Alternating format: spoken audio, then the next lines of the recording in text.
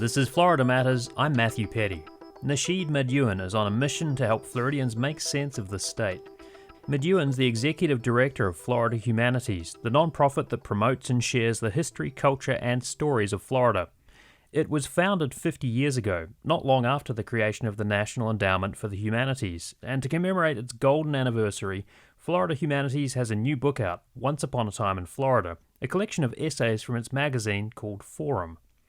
Today, we sit down with Nashid Madyun and Jacki Levine, the editor of Once Upon a Time in Florida, to talk about what went into the creation of this book. We'll talk about what Florida stereotypes are wrong, how much we don't know about this vast, complex state, and how the humanities can provide a more complete picture of Florida during a time of rapid change. And we'll hear from some of the contributors to Once Upon a Time in Florida, including NPR TV and film critic Eric Deggans, who talks about how the stylized image of Florida in shows like Miami Vice affects the way others see the state and how we see ourselves. Nashid, I want to start with you. The Florida Humanities is 50 years old. The National Endowment of the Humanities isn't that much older, but tell us a little bit more about the mission of your organization. In the 1960s, if you're familiar with the unrest there, however you approach it, the United States saw fit to craft an opportunity for Americans and the international world to understand what great a society we live in. As a matter of fact, the initial Great Society out of Lyndon B. Johnson's presidency allowed for the NEH, the National Endowment for the Humanities, and the National Endowment for the Arts to be formed. That was 65. And as you can imagine, telling the story in someone's backyard can be hard. So nonprofits, individual councils across the country were set up to do the work of the NEA and NEH. Florida Humanities started approximately 8 to 10 years after that, 1973, and the objective was to capture and tell the story of Florida. Nashid, you're not a native Floridian, but you are a lifelong Southerner. What do you think are some of the preconceived ideas people outside the state have of Florida? I think Florida has been the unlikely, unfortunate recipient of a keen interest in sensationalism. And Florida has a wonderful, rich treasure of Pulitzer Prize-winning writers and wonderful artists, and great music and musicians and crafts. And in aggregate manner, it collects the ethnic diversity of the United States, and you find it in these regions of Florida. But because of popular culture, I believe that Florida doesn't get its just due. You note in the foreword to Once Upon a Time in Florida that the goal of the Florida Humanities is to help Floridians understand their home state. I'm wondering what stands out for you about this collection and what it illustrates about this state and the part that Florida Humanities plays in shaping the way we Floridians see ourselves. I think that a good takeaway from this collection is that if you want to paint a picture of the United States, this American tapestry, something that's woven together from different backgrounds and times and generations, you can have a great example of what that means, that growth, that dream in Florida. You have a decade in which Florida was Spanish, then English, then Spanish. You have decades where the population of Florida was at the bottom of this list of 50. Now we are just behind Texas and California. We've surpassed New York and everything that comes with that. And this book represents the Native American story, the Cuban story, the political travesty of the 60s and Jim Crow. All of that can be captured in this growth, this evolution of Florida. Jacki, I want to bring you into this conversation. You're very familiar with the more recent stories in Florida. You've been a journalist here since the 1980s and served as editor of Forum magazine. That's the magazine of the Florida Humanities from 2017 to 2021. What was it like to try to pull together this comprehensive anthology? I mean, Nashid mentioned 1,000+ stories. How do you try and put that together to make sure you tell the complete story of Florida in just 50 articles? One advantage I had was that I was very excited to do it because I would go into the archives. I would find stories that were so compelling and interesting and surprising that I really felt that they needed to be shown the light of day again.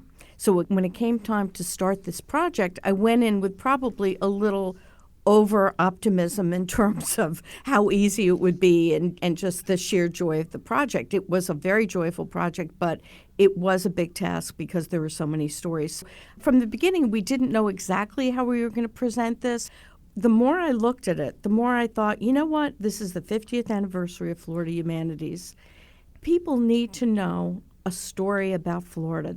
I picked out the ones that just really struck me, which was difficult because almost all of them did. Mm-hmm. And then I started categorizing them, and I ended up putting them into 7 different sections, and it's both chronological and also thematic. Mm-hmm. So we start at the beginning, 14,000 years ago, with the first Floridians and looking at how they survived and thrived and adjusted all the way through the present. So it wouldn't have been enough to just kind of go from the very earliest history of the first Floridians in a chronological fashion because it's kind of a complex state. You had to do that thematic arrangement as well to help people try and kind of get to grasp with this vast, sprawling state. That's exactly right, because I think if there's a theme in my head is how surprising the state is. I think depending upon where we're from in Florida, it's like many different states. Mm-hmm. And we sort of are presented, in a way, stereotypes. I'm from South Florida, so my vision of Florida is quite different from someone who is from the Panhandle, perhaps. Right. We all come from different ethnicities, different parts of the world. It's a state full of immigrants. So what I discovered is just the richness and the diversity of the state and the stories that we might not know that needed to be told. Let me just read something that you write in the introduction to this collection, Jacki. You say, "What it illustrates from the beginning is a state with an innate wildness some take for beauty and others chaos, inhabited for thousands of years by the earliest and most resilient Floridians, before being discovered, in inverted commas, and subsequently idealized, exploited, demonized, drained, paved over, longed for, adored, mocked, and in some cases loved to death." I mean, to me that sums up the contradictory nature of the state. I'm wondering, what do you hope readers take away from this volume? What I hope they take away from it is this complexity of the state and that it's not one thing, and that you can look at a state with both love and a critical eye. You can love it like you would a family member. One reviewer said it was a love letter to Florida, which it is in some ways, but it's a love letter you would write to a family member who you see their flaws and you see their wonderful gifts, as opposed to someone you're infatuated with. Mm-hmm. So that's what I hope, that people understand that Florida is deep and rich and valuable, and it's not just something to be exploited. It's not just something that people are drawn to because there's sunshine and sea, but because there's a rich history and there's a rich culture, and we come together and form these wonderful communities together. But yet we've had our problems and our challenges, and that's just part of the story too. I want to talk to you about some of the essays in this collection. How They See Us was written about the myth-making of Florida TV and movies, from crime shows like Miami Vice to dramas like Fresh Off the Boat, and the reality TV of shows like Floribama Shore. NPR TV critic and St. Petersburg resident Eric Deggans shares from the article he wrote for Forum in 2020. Too often, Florida is a lazy shortcut for storytellers, an odd place where working-class eccentrics and tropical heat come together to produce a bumper crop of bizarre Florida man crime stories. NBC's The Good Place, an excellent series that kept flashing back to knucklehead adventures by Manny Jacinto's not-too-sharp Jason Mendoza in Jacksonville, was a prime offender. It's tough for people in Hollywood to realize there are many different Floridas in one state, from the South Georgia feel of cities like Jacksonville and Pensacola to the theme park-filled tourist mecca of Orlando, retirees from the Northeast packed into places like West Palm Beach or Fort Lauderdale, and the multicultural melting pot of Miami. Florida is often a place where people come to start over, a place where people with big dreams and sometimes sketchy histories can leave the past behind and reinvent themselves. And the best TV shows set in Florida have managed to capture that vibe in one way or another while showcasing the stirring, unique landscapes that only the Sunshine State can offer. Nashid, let me turn to you. What do you think TV, films, and other media contribute to how Floridians see themselves? I think it's a wonderful but also precarious reflection of the Florida dream, the American dream. If you look at Miami Vice You have these professional cops, but they also can blur the lines of how you interact with society. You do know if you are coming to Florida from somewhere else and you're going to call yourself a Floridian, are you a Floridian? You're blurring the lines just by your existence as a first or second generation. So there's opportunity to be yourself, but also be authentic to your past or create something new. Where can you feel comfortable having a little boy fall in love with a dolphin on a television show, Flipper, right? And that's because of our landscape. Even when you look at Marjorie Rawlings and The Yearling, and that's a coming-to-age story of a little boy, but it's more than that. There is no government. The land, the environment, that's your government there. Where else can that happen in just a century? So you go from rural Florida, and it's beautiful and it's Pulitzer Prize winning, to an Emmy Award winning show that sensationalized two cops that blur the line. And so it can only happen in Florida. And those stories need to be captured, whether it's popular culture or this cultural relativism of a lens that someone takes their camera and just hones in to that perfect image of the little boy and the dolphin. And you talk about Florida in The Yearling there, not just this work, but a lot of works of fiction about Florida, the state as a character, right? Right. That's something that people are kind of grappling with, trying to wrap their arms around, trying to understand this place, but it's kind of hard to read in some ways. Yeah, and so more so than just the state as a character, there are elements of the state that are personified. The orange, the Gulf, the water, the alligator. They are personified in a human view because they contribute to this Floridian identity outside of popular culture. So you can't say what is Florida without having that landscape as a backdrop to your story. You're listening to Florida Matters. We're talking with Nashid Madyun, Executive Director of Florida Humanities, and Jacki Levine, Editor of Once Upon a Time in Florida, about the organization's 50th anniversary and how the humanities can help us understand the complexities of the state. When we come back, what happens when the orange juice business dries up, Florida as a refuge for Cubans and other migrants, and more. Welcome back to Florida Matters. Our guests, Nashid Madyun, Executive Director of Florida Humanities, and Jacki Levine, Editor of the nonprofit's 50th anniversary book, Once Upon a Time in Florida. We're talking about the mission of Florida Humanities to help Floridians make sense of this complex, dynamic state by elevating stories about its culture, history, and literature.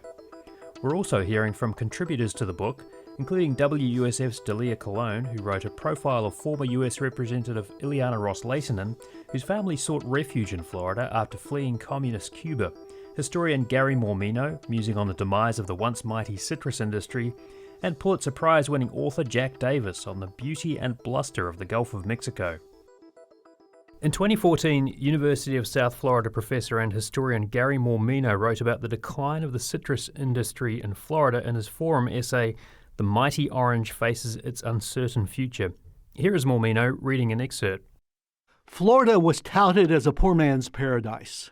In acreage so small it seemed laughable in the Midwest, a manicured 10-acre orange grove in De Leon Springs or Dunedin summoned Jeffersonian republicanism and democratic romanticism. Beginning in the Gilded Age of the 1870s and cresting in the 1920s, orange fever brought trainloads, boatloads, and carloads of citizens eager to become gentlemen grove owners. Entire cities, Temple Terrace, Frostproof, and Howey in the Hills, incorporated town and grove. To sell the fruit, roadside stands and packing houses proliferated around the Orange Belt, offering motorists sweet bliss and a free glass of OJ. Many small owners eventually quit, victims of overproduction, freezes, and fierce competition. A handful emerged triumphant like Doc Phillips, Antonio Rossi, and Ben Hill Griffin. But a story all too familiar, large corporations began swallowing Florida's baronial estates as well as its family groves. Beginning in the 1940s, competition bet wildly and successfully on Florida groveland. Just as Phillips and Griffin personified the gritty individualism of the men who built dynasties one grove at a time, Consolidated Citrus LP, Coca-Cola, and Cutrale Juices USA came to signify a new corporate presence, more multinational and multi-conglomerate, than personal and local. Now, that was written nearly 10 years ago. Jackie, what does it tell you about how fast Florida is changing when you think about the citrus industry now? Yeah, I mean, that's one of the themes throughout, how fast things change in Florida. Well, I can remember driving through citrus groves when you would go down south, and now there are rows and rows of houses and subdivisions, and that's just really very much emblematic of Florida and Florida's changes. Yeah, I mean, I've only been in the state for coming up on 13 years now, but you can see that change happening before your eyes, right? Places like Polk County, the groves are being transformed. With subdivisions with orange-type names, right? Right, so the legacy is there, but the trees are not anymore. not. Yeah, that's an interesting point there because that story was written 10 years ago. Mm-hmm. Think about the young Floridian 20 years from now. Why the orange? That's a good question for them to have. Why is the orange so iconic? So had it not been for this venue or some other outlets to tell the story or capture that story when orange was king or orange was queen, then that landscape or that perspective will be lost on that young Floridian in 2050. Former U.S. Representative Ileana Ros-Lehtinen spoke with WUSF's Dalia Colon in 2019 for Forum. Here Colon reads from Where Life Takes Flight about how the house her family rented in Miami after fleeing Fidel Castro's regime was more of a refugee center than anything else. In some ways, Florida wasn't so different from Cuba. There were mango and avocado trees in the yard, just as there had been in Havana. Ileana and her older brother Henry lived comfortably enough, thanks to the American jobs their parents had secured. We always had clean clothes, and we always had something good to eat, Ros-Lehtinen remembers with a laugh. But not everything about Florida resembled her birthplace of Havana. For starters, there was the language barrier. These were the days before bilingual education, so young Ileana had to learn English as she fumbled through her days at the public Southside Elementary School. It was sink or swim, she says. At home, Spanish was still the dominant language, with her anti-Castro parents keeping tabs on the dictator via the radio. They also welcomed a steady stream of newly arrived Cuban refugees into their home. Their rented house, quote, was more of a refugee center than anything else, Ros-Lehtinen says with a laugh. There were people coming and going. This, in fact, is what Florida means to her. Now, Ros-Lehtinen talks about Florida as a place of refuge, and Nashid, you write in the foreword to this volume about the challenge of defining home in Florida for people who've come here from other places. I wonder if you could talk a little bit about this idea of the state as a place where people have some freedom to create their own narratives about it. You have Spanish, British, Spanish, Florida. You have 2 time zones, 67 counties. There's a vast amount of opportunity and a very low population at some point. And I think this article provides an understanding of refuge doesn't have to be flight from obscurity, flight from danger. Refuge could be an opportunity to craft a new narrative, paint a new picture because your Florida soul waits. Another piece, Sweetness of Memory, Bill DeYoung snapshot of the life of South Beach photographer Andy Sweet, offers a glimpse into South Beach Jewish community of the 70s and 80s. Jackie, let me ask you about this. What stood out for you about this essay? This one in particular, I have to say, was very near and dear to my heart.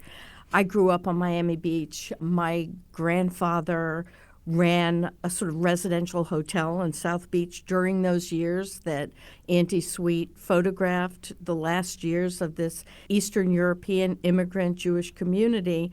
And it's a very poignant essay that Bill wrote capturing Auntie's work, photographing these people who many of whom had fled from Nazi Germany to the Northeast and then came down in their retirement. Many of whom didn't have much money, but they came down to live out their sunset years in South Florida. But Auntie Sweet did an amazing job capturing the lives of these people in a way that wasn't condescending, but was very respectful and very joyous. One of the interesting things to me about this particular story is the fact that even the fact that we now have some of these prints, it was a touch and go at one point, right? Because the archive of all of his negatives was lost, and then somebody stumbled upon this trove of forgotten photographs, so they're able to bring some of this back to life. Yes, it was very sad because Andy actually was murdered at South Beach. And then his photographs were lost. They had been in some storage facility, they thought, and there was some kind of flood or fire. I can't remember exactly all the details, except that for the family, they were lost, and it was like losing Auntie all over again. Later on, a son-in-law was looking for something else in another storage facility that the family had, and he came upon a box marked proofs, and he opened it up, and there was just this box of thousands of Auntie's proofs. Not in great condition, but he spent many years restoring them. And since then, there's been a documentary done about Auntie's work called The Last Resort, multiple books, including one I just saw recently, Shtetl in the Sun. So I can't say it's a happy ending in many respects, but in one respect, Auntie's work lives on, and it captures a time that without this work would be lost in many ways. This collection includes a 2011 essay called The Wondrous Gulf by Jack E. Davis. The Pinellas County native is currently an environmental history professor at the University of Florida. This article was part of the inspiration for his 2018 Pulitzer Prize-winning non-fiction book, The Gulf, The Making of an American Sea. Let's hear a bit of Jack Davis reading from that now. Despite its power, its real and active presence, the Gulf retains a particular subtlety. As oceans go, it is not terribly big, the 9th largest in the world to be exact. Rather officiously, the International Hydrographic Organization has designated the Gulf as part of the Atlantic Ocean. This reduction to mere appendage obscures important differences, however. Gallon for gallon, the Atlantic cannot compete with the estuarine capacity of the Gulf, one of the world's great hatcheries of finfish, shellfish, and shrimp. By disposition, the Atlantic is often gray and disagreeable, whereas the Gulf is inclined to a cordial blue-green serenity. The Atlantic has less place than entity, stolidly expansive and disengaged. The Gulf is manifestly the opposite. It draws you in. Humbly, it calls you to partake in its essential self, to dangle bare feet off the edge of a sun-faded dock, to peer down at fish that, like window shoppers, scrutinize the dock's every piling, to look up as a brown pelican in a death drop crashes down upon an unsuspecting offering. None of this is to say that the Gulf is superior to the Atlantic or free of mood swings. Its warm, shallow waters, for example, naturally attract hurricanes that hurtle angrily in from the Mother Ocean. The argument here is that the Gulf is nothing less than a wonder in itself. In this essay, Davis talks about the connection between fishing in the Gulf and spring training, noting that Robert Hedges, manager of the St. Louis Browns, was so impressed by a fishing expedition that he moved his team here for spring training. It's just kind of one of the, I guess, sort of little surprises buried in this book. And I have a question for both of you. How much did you learn about Florida in the course of putting this anthology together? Nashid? Oh, goodness. Putting the anthology together, I guess for me, was a result of going back through the archives, similar to the benefit that Jackie had going through the archives of Forum magazine, and realizing, the first Thanksgiving did not happen with the Puritans and the Pilgrims. It happened right here 56 years earlier in St. Augustine. I learned that Florida is highly likely one of the richest states, and I'm very proud of where I'm from, the Arkansas, Mississippi Delta, and all the music and the roots here, but I've fallen in love with Florida going through this project. Jackie? Going through it and going through the archives and actually in the whole process of editing Forum, it's just full of surprises and full of connections. And so you see when you're talking about that the band came down here for fishing and ended up bringing a team down for spring training, that's the story of Florida in a sense, because people would come here for one purpose, like, for example, in World War II, there was a lot of training going on of soldiers. And many of them ended up coming back after the war and settling in Florida. Actually, the same thing happened during the Civil War. That soldiers came to Florida and they said, hey, I like this. It's warm, it's beautiful, et cetera. And they would come back. One of my favorite stories, this is a bit of a digression, but is about how Mary McLeod Bethune really saved the fortunes of Daytona Beach during World War II. Here she was, somebody who at that time couldn't sit at a lunch counter in town. She could not integrate a lunch counter, but when the city fathers realized the town was suffering because of the lack of tourism during World War II. They turned to Mary McLeod Bethune and said, hey, do you think you could do something for us? Do you think you could call the White House and see if we could get a Women's Army Auxiliary Corps training center here? And she got on the phone with President Roosevelt, and the next thing you know, there was the Women's Army Auxiliary training in Daytona Beach, which really saved the fortunes. So I think these are the little surprising things that putting together the anthology as well as working on Forum were things I found out. And speaking of fishing and sports, we have a story by Stephen Knoll that looks at how sports shape Florida. And one of the interesting things that I found out through that story, and that was, I think, one of the first stories I actually assigned when I became editor of Forum, was that Jackie Robinson broke the color barrier not first in Brooklyn, but in Daytona Beach when he was on a farm team for the Brooklyn Dodgers. So there's just a lot about Florida that I think we as Floridians don't really know, because oftentimes I think we're seeing the superficial and we're not really delving into what's beneath the surface. Jackie, any final words you would like to leave folks about this volume or the work of Florida Humanities and your part in it? I would like to say that when I became affiliated with Florida Humanities in 2017, I think my education about Florida really begun, even though I lived here most of my life, because I began to see the depths and the richness of it.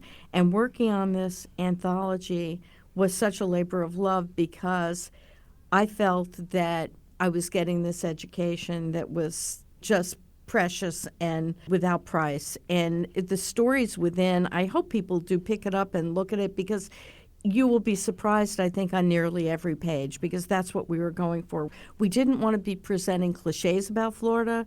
We wanted to be presenting things about Florida that would explain the Florida experience and let you see Florida through the eyes of other Floridians, not just from today, but other days, and maybe help us appreciate even more the state that we call home and want to work to preserve it.